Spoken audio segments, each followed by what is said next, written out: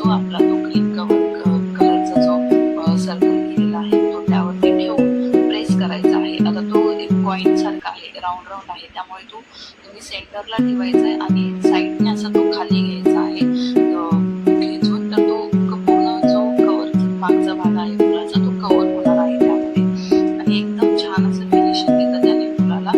त्यामुळे दुसऱ्या वेगळ्या पद्धतीने जो लेट आहे तो करण्याची आवश्यकता नाही. ते तुम्ही बघू शकता. 2 माझी फुलं तयार झालेली आहेत अशा प्रकारे.